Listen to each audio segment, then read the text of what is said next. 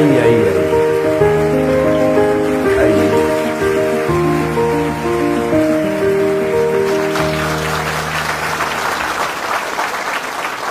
देखिए, ये जो हमारे मित्र हैं, इनका नाम है गौरव कुमार त्रिपाठी और गौरव हिंदी साहित्य विषय के विद्यार्थी थे।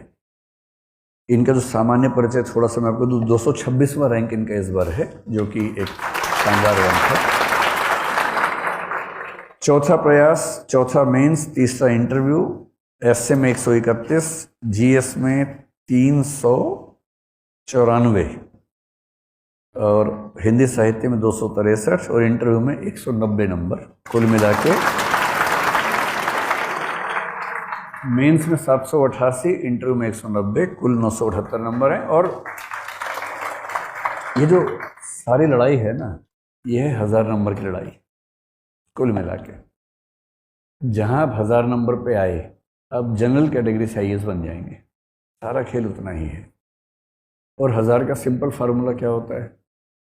अगर आप 400 नंबर लें जीएस में, बस है ना, और 125 ऐसे में, ज़्यादा तो नहीं है, 275 ऑप्शन में, ठीक है।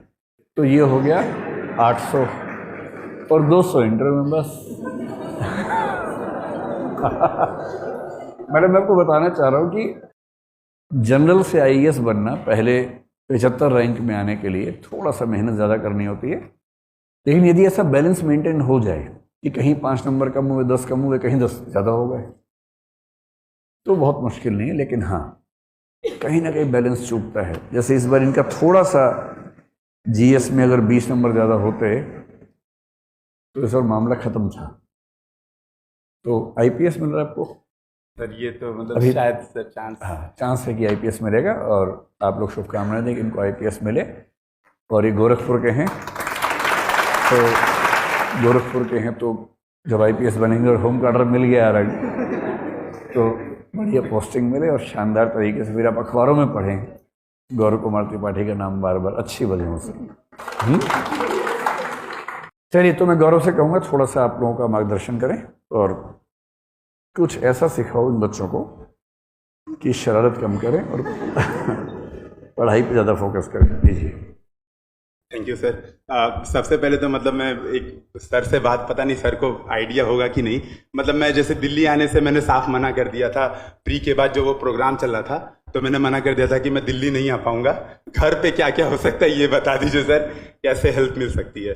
तो सर ने क्लास ली थी 1 घंटे की। हम लोग असल में क्या होता कि हिंदी लिटरेचर मैंने इस बार ऑप्शनल चेंज किया था। हुआ ये था सर, जब मैं लास्ट बार इंटरव्यू दे रहा था तो सुनील धनवंता सर के साथ वो हो रहा था, आप गूगल मीट के थ्रू बैठे हुए थे।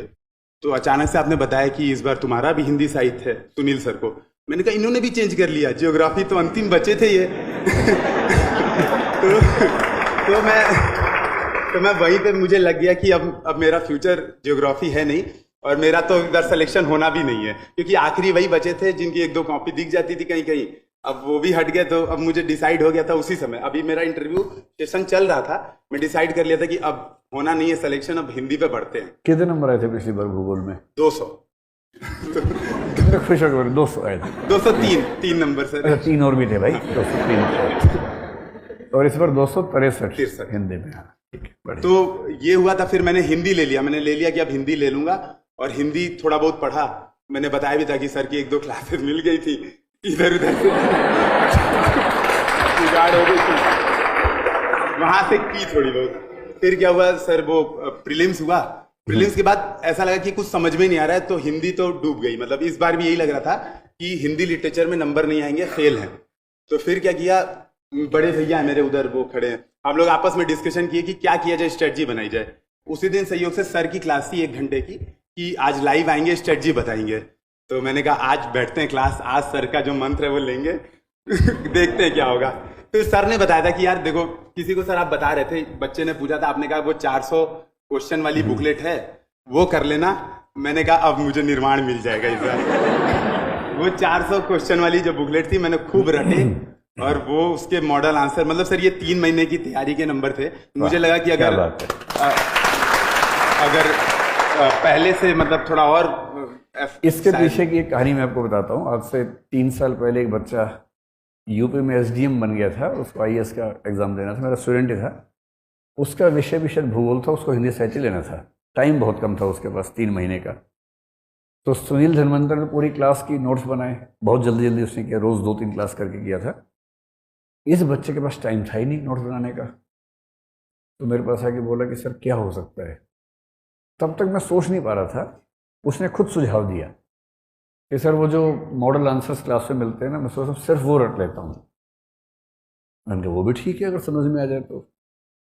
उसने केवल वो रटे और उसके नंबर 2 साल पहले हिंदी साहित्य में हाईएस्ट आ गए। तो उसके बाद से फिर मैंने नए बच्चों को बोलना शुरू कर दिया कि अगर तैयारी नहीं है तो 400 आंसर रटो और जाओ और उससे काम चल जाएगा। तो एक हमारे सैंपल इस बार के ये